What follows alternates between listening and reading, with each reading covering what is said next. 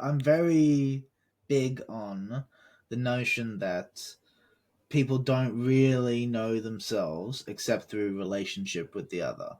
That is the chief. That's one of the reasons I think synchronicity is most operative in relationships, is because relationships are a unique opportunity to dynamically, like, to kind of dynamically disrupt the distortions that you always producing when you Mm. project about who you are, by listening as well and comparing and kind of trying to find, okay, what's the signal in this noise, can Mm. we triangulate something about me that I Yeah. know that you're also saying. That's one of the reasons there's a metaphor I really like for, and there are some problems with the metaphor because it's a bit violent, but I really like it for receiving criticism, which is like, it's a hard thing to do because basically someone's throwing knives at you and you have to guide them in with your voice.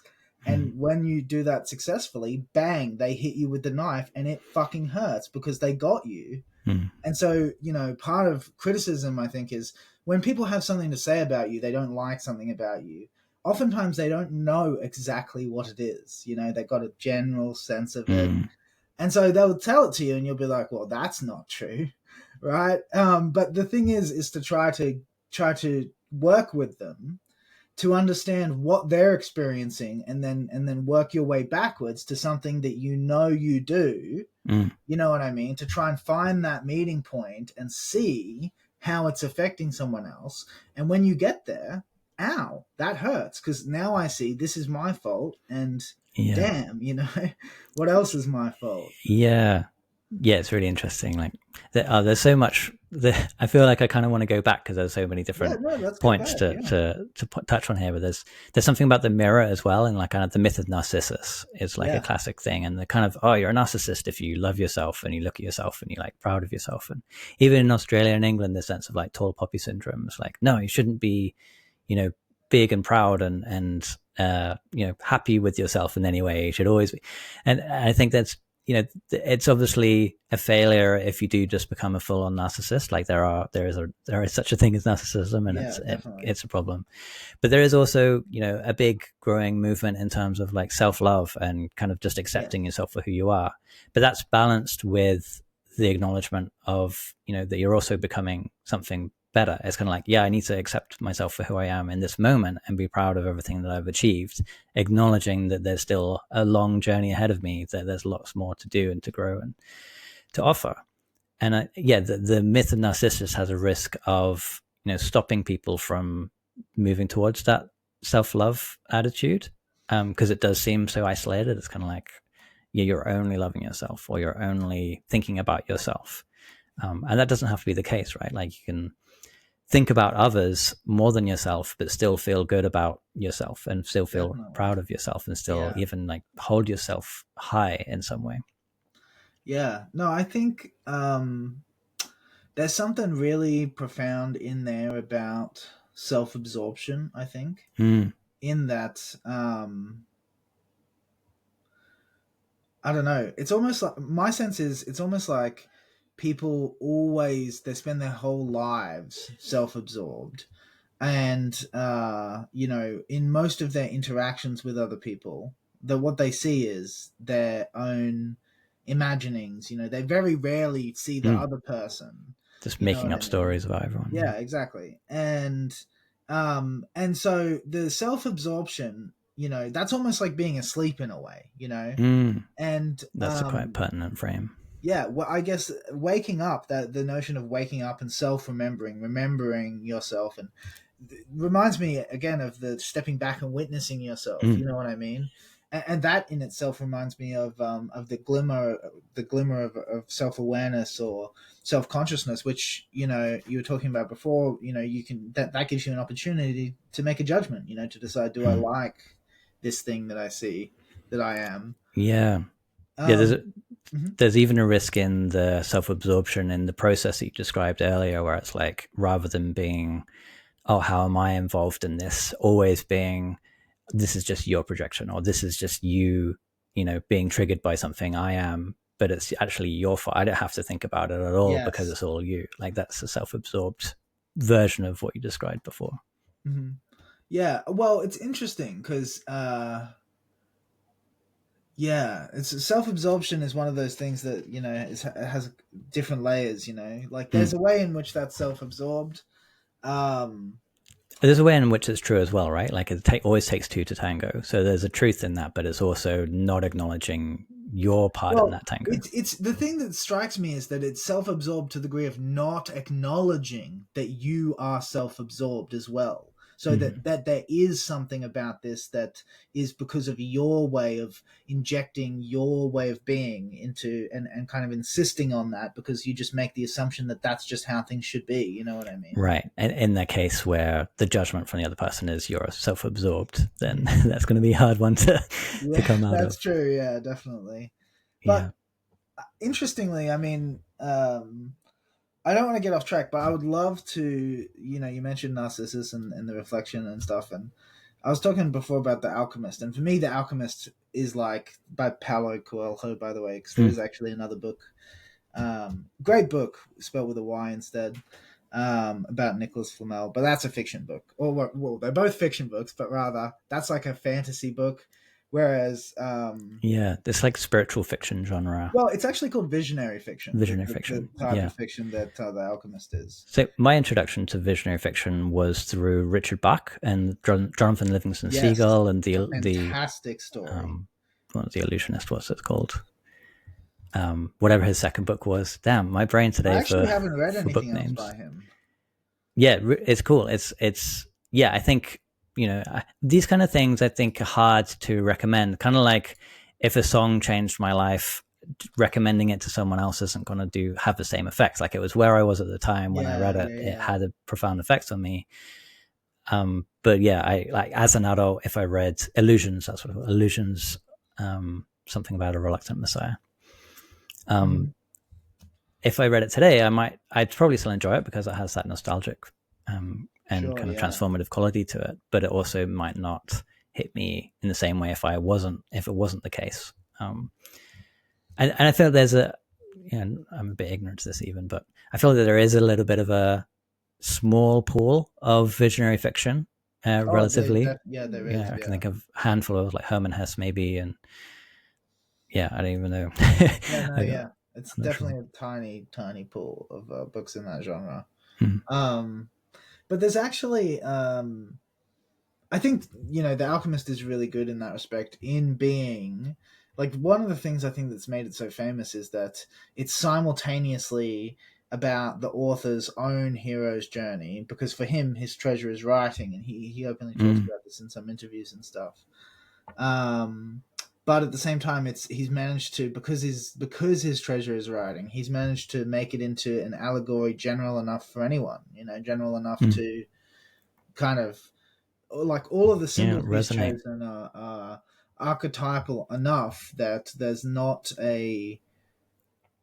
enough of a mismatch to cause you to go, this ain't me. It's more like it Yeah. causes you to ask, is this me? Could this be me? Like a Mm. wondering, which I really love. I think that's a wonderful quality of the story, the way that it kind of opens you up and makes you wonder about the what like, yeah, see, because the crazy thing about it, I think, is it's like a child's story, and it's written about a child, but it brings out the child in the reader.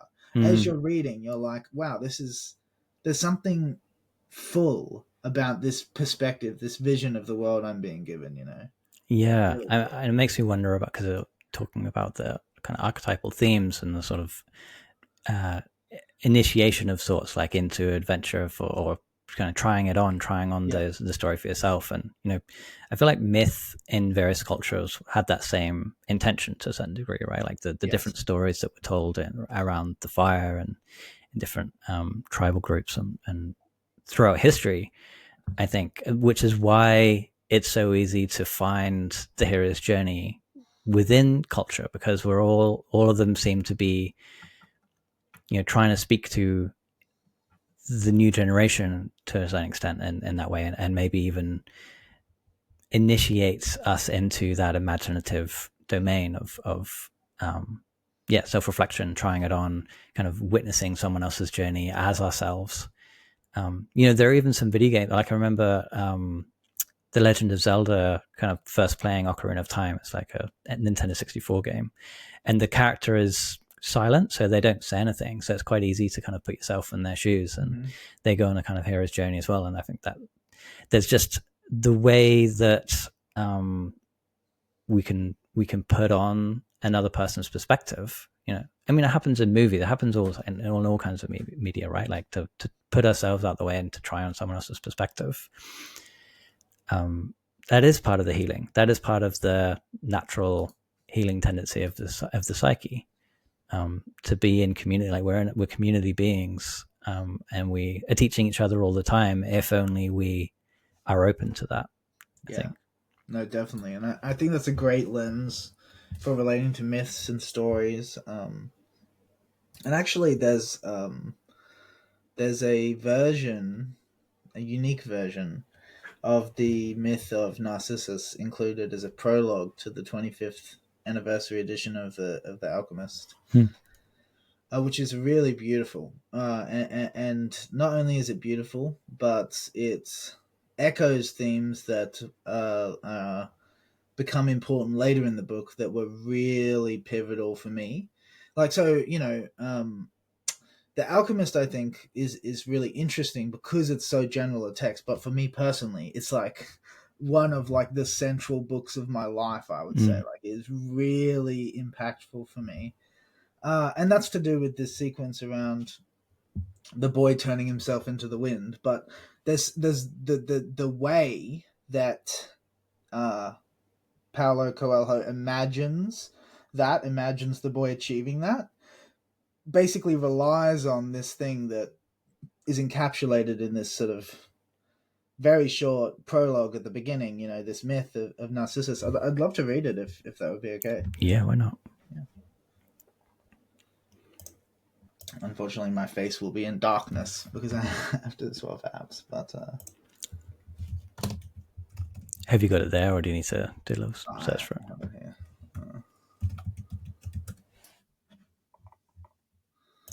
There we go. The Alchemist. Oh wait, I'll swap screens so I can look at the camera.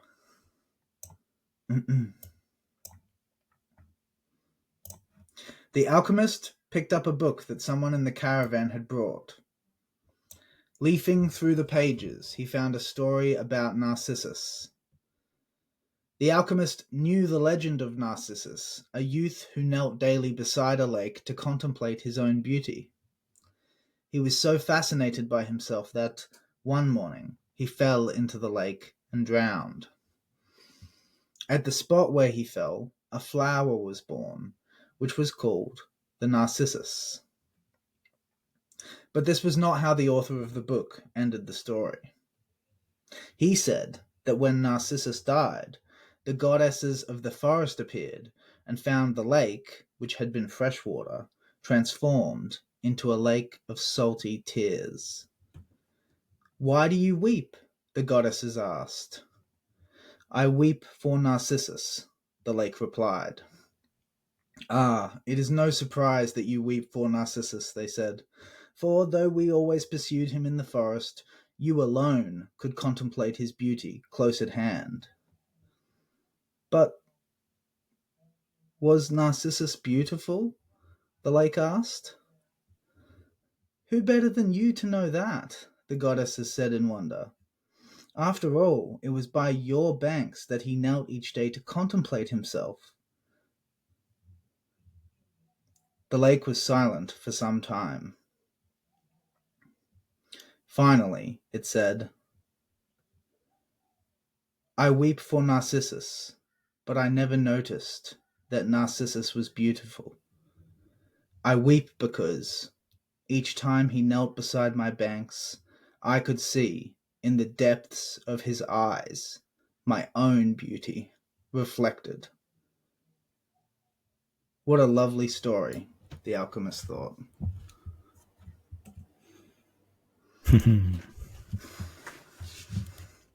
Yeah, when I first read the book, I mean, there's a really crazy synchronicity around that, which I'd love to tell that story in another talk maybe. But when I first read that book, there was synchronistic prompting, like weird coincidences that got me to read it. And then as soon as I read that prologue, I got goosebumps, like big major goosebumps. Mm. And then as I continued to read the book, which I read in one sitting, I must have got goosebumps like 24 times probably throughout the whole book, which Mm. I've never had that happen with any piece of media ever. I can't even think of another occasion that I've ever had goosebumps so much in my life. Mm. Yeah, thanks for sharing. That's awesome. Yeah, I've heard that before. Like that's the actual story, right? With the extra section of the lake looking into the That's from The Narcissus eyes. Alchemist, yeah. So that's not part of the original tale? No, Oh, that's not okay. part of the original Greek myth, no. Okay, that's the version I've heard. That's funny. Really? Yeah. That's astonishing. The original Greek myth involves a nymph called Echo Mm. who ends up getting cursed by a goddess. Yeah, she gets cursed by a goddess, and then she finds Narcissus, but because she can't communicate, it ends up going poorly, and he's very Mm. self-absorbed. But yeah, Yeah, interesting. Something that came up for me as you're reading, because obviously the ending is kind of like the self-absorption going the other way as well, sort of in yeah, like terms the of like, world is self-absorbed in a way. Yeah, yeah. But the without knowing that ending, there's a hint of like, oh, the lake is just a reflection. The lake doesn't see Narcissus. It just reflects Narcissus or something like that. And that makes you think kind of the opposite of the narcissist, who's kind of like the chameleon or the you often call them people pleasers because they don't have too much of a sense of self at all, which is sort of an equal and opposite, I guess, like a different type, I guess I call it.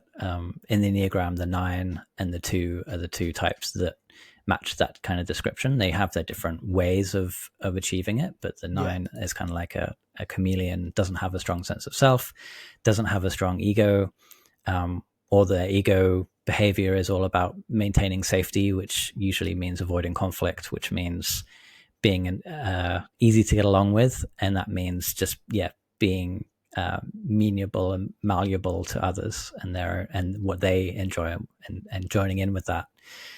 I think it's interesting as well because a lot of, I think even in the kind of New Age and Eastern culture, it's all about, like loosen the ego, don't be so egotistic. And it's not very often that you hear people say like, actually you need a stronger ego. Like actually you need to develop your sense of self in your ego. It feels like almost like a hidden version of the hero's journey of sorts, or like an unspoken version because of it. yeah. I mean, sorry. I was going to say just the problems of the world seem to come from egomaniacs as opposed to Yeah, I think self-image is the tricky thing, and ego is one of those words that has a whole bunch of different meanings. Um, like one thing ego can mean is like excessive self-regard. You know what I mean?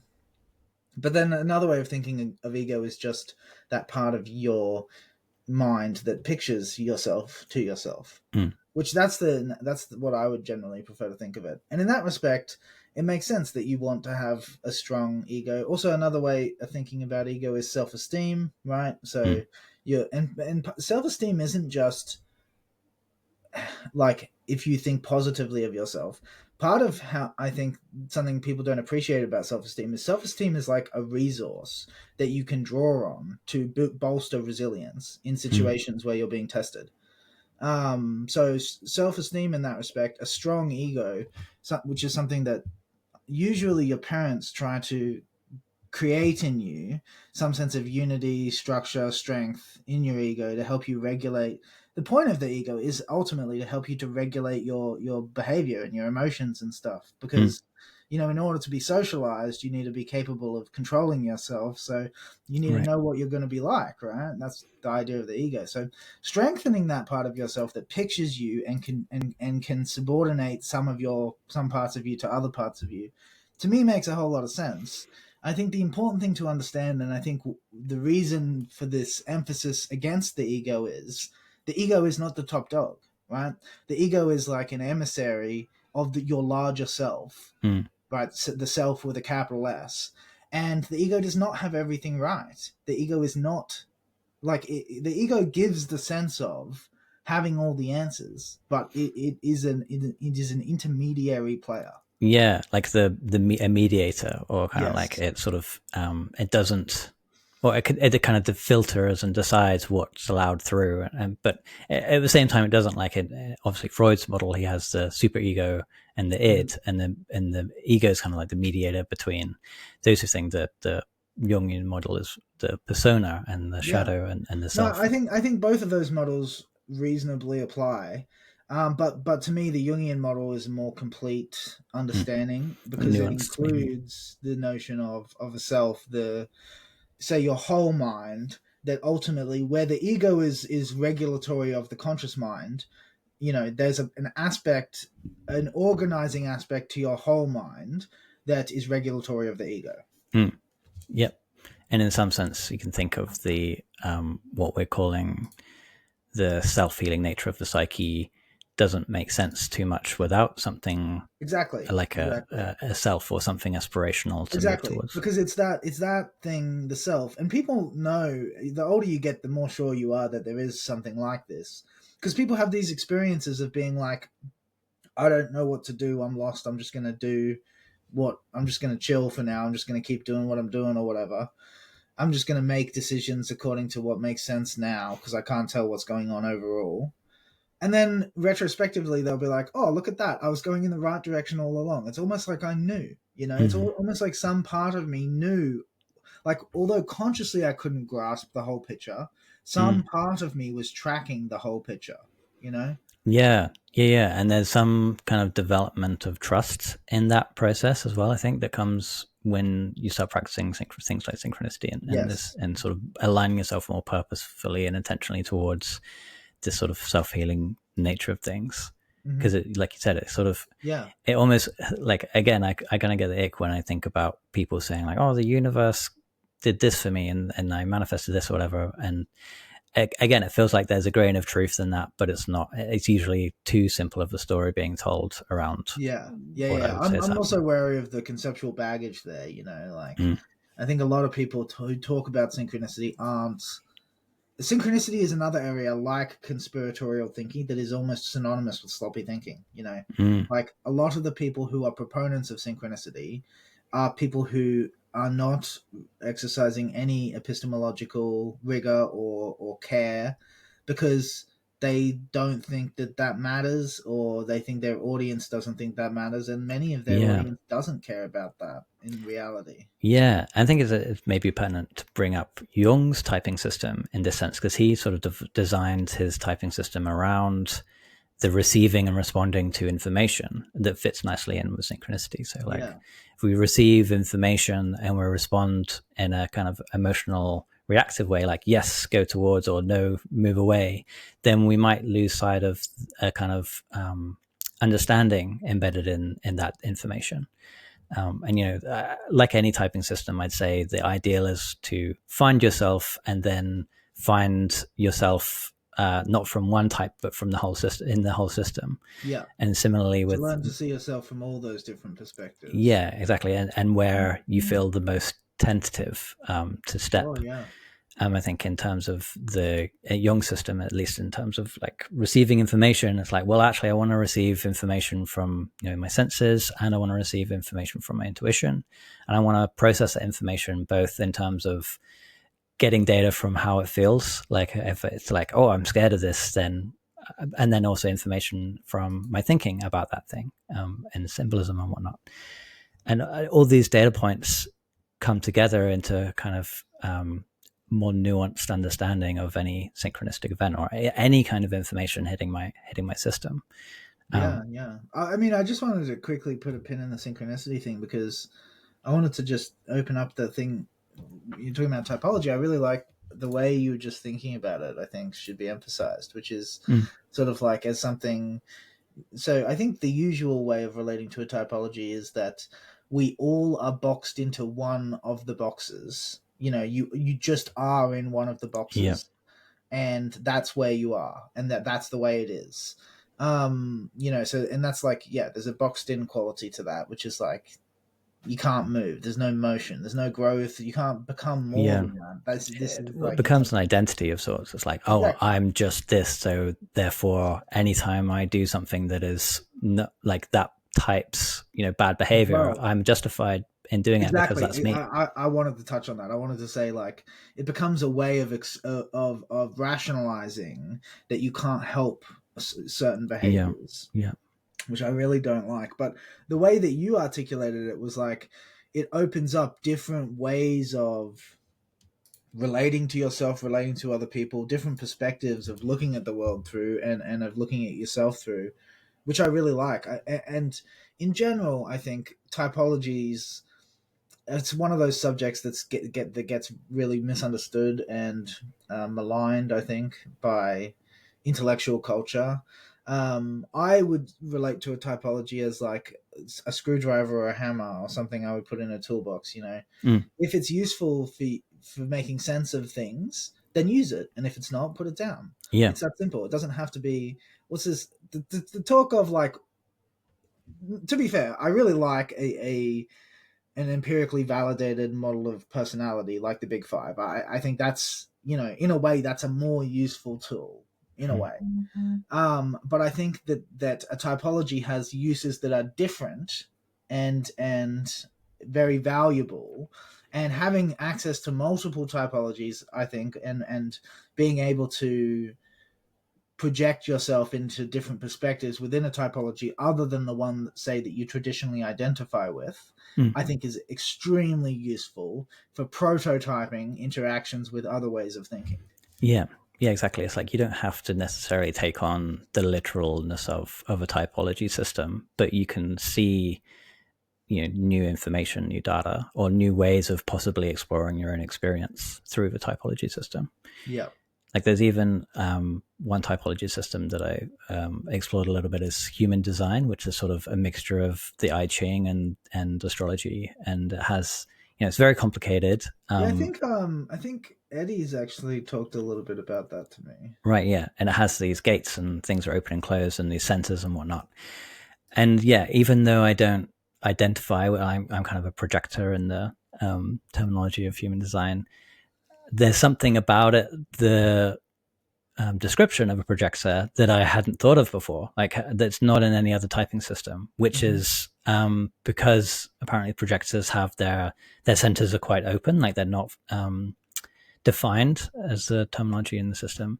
That means that I can feel other people's senses, and that my default mode of perception and energy is kind of within another. That fits nicely with the kind of type 9 and the someone who listens intently Sure. and doesn't have much of a sense of self. It's like, oh, I'm deriving my sense of self from someone else, and then in order to do that, I'm kind of feeling them out in some sense. But it's also just kind of like, oh, well, how do I play with that as a reality? Like, how do I try that on? And that was just unique to that model. So yeah, like you're saying, there's so many different. Well, there's not heaps and heaps, but there's quite a few different typology systems. And I'd encourage anyone just to like explore them and be like, oh, what does Yeah. that mean for me? Like, how is it true? How is it not true? Well, yeah, and I think more generally, I would encourage an attitude towards things like typing systems and astrology and the tarot and synchronicity, stuff like that, as like an archaeological type of attitude, right? Like, Mm, this is an artifact and we don't presume to know what it means because we lack so much information about it. That is what, especially something like astrology, is exactly like a fossilized artifact dug up from the ground. We don't understand it. We cannot relate to the minds of the people who made it. So it's easy to caricature it, and that's what most people do, is they caricature it. And so there's a sense of a lack of intellectual credibility, mm. but I think you can suspend that easily by relating to it as an artifact of the past, and looking at it as something fascinating to be understood, not as something to project closure onto, as, oh, that this is primitive nonsense. You know what I mean? This is just, yeah. Yeah.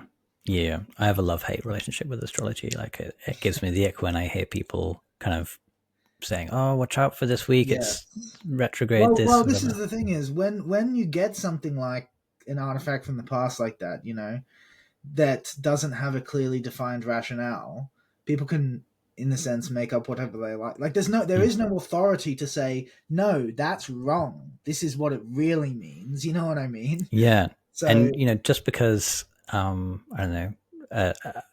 It's interesting. Obviously, the people who are going to be listening to someone talking about an astrological event and the particular effects of that event on a particular day or week, those people are going to be invested in that being true in some sense, and they're probably going to be like, "Oh yeah, if I feel it, this is happening in my world or whatever."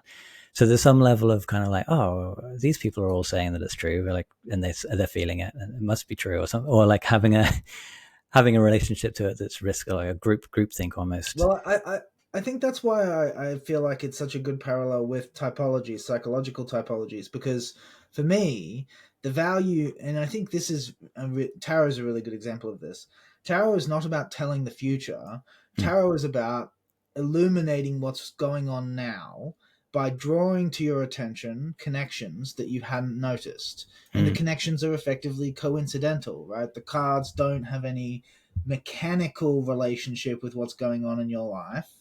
The cards fall as they do, and as you look at them, you see yourself in them like a mirror. mm, It's like, and it's that's the utility of them. It's not that they're telling the future, it's that you remember how psychological dynamics work. Maybe you've been here before, you know what I mm, mean? mm, And you're not self-remembering, you're not awake, And so tarot cards, astrology, all of these things, they're ways of helping us to remember, because I think ancient humans knew the biggest issue humans have ever had to face is forgetfulness, and writing things down did not help. If anything, it complexified the problem, because now we have a way of remembering that is non-committal, that doesn't require us to know, that doesn't require us to understand.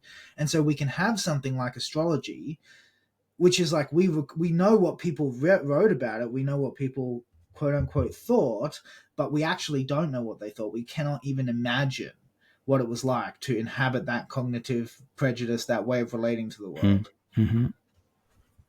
Yeah, I really like what you said there about like using the tarot in that way, and that's something that I've more recently through my psychotherapy training have come to use it in that way. Like I if I feel like the person's going to be open to this, and I'm like, oh, like a tarot reading, not for the sake of divination, but for the sake Yeah, of almost like a Rorschach, and thinking yeah, like no, this is going to exactly. be a And to way be in. clear, that's not my idea. Actually, that's these are interpretations of tarot and astrology I get from a psychologist called Liz Green. She Mm-hmm. wrote a great book on these subjects. So I would recommend that to anyone who's interested in an intellectually sober treatment of the subjects. And in Mm, her introductions, she does an excellent job of clearing up the kind of woo confusions and making her approach psychologically oriented. And the way that I got onto that book was that when I was working with Mystic, who is the guy who taught me all about synchronicity, he recommended that this book to me, not the tarot one. I ended up finding that one, but Astrology for Lovers by Liz Green is the original book I read on astrology, and it was fascinating. It was really fascinating, and I enjoyed the tarot book even more. The tarot book felt was the tarot was much more organized conceptually than astrology is, I think. mm. Yeah. Yeah, interesting. Yeah, my first foray into having a new, because my mum had a tarot deck on the bookshelf again when I was a kid, but never really told me what it was. She actually bought me a kind of Lord of the Rings tarot set. There was also a game that I played the game heaps, but I'd never learned the tarot out of it. Um, but as an adult, I started getting really interested in Robert Anton Wilson, and specifically his or it's actually Timothy Leary's eight circuit brain model, but Robert Anton Wilson did his own treatise of it, and then Antero Ali is kind of another person who did a treatise on it, and Antero Ali did a great book called Angel Tech, which is kind of like the recognition of the left and right hemispheres of like the angel in us and the technician in us, kind of thing. Cool. And yeah, a lot of influences from Gurdjieff and lots of good thinkers. But anyway, one of the chapters in the book was designing your own tarot. and all about coming, like the purpose of it is to find the kind of archetypal meaning in the card, and then to bring your own flavor to it and make it your own. Yes. Yeah. So Yeah. and that, I think that's a really cool process, because it's almost like the tarot does embody some, I guess, I want to say archetypal landscape, but in a sense, it's like the elements are there, and then the major arcana are kind of like this three cycles of seven, and within it is embedded these different archetypes of sorts, these different qualities of what it means to be a human being. And again, you can kind of use it. One way I've used it before is like going through each of the cards, and like each week kind of being like, oh, what is the quality of this card? How does it show up in my life?